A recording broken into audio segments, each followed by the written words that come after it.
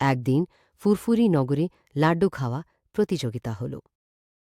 মোটু বলল, এই প্রতিযোগিতা তো আমার জন্যই বানানো হয়েছে। প্রতিযোগিতা শুরু হতেই মোটু একের পর এক লাড্ডু খেতে লাগল। ১, ১০, ২০, ৫০। শেষে মোটু জিতে গেল ১০০টা লাড্ডু।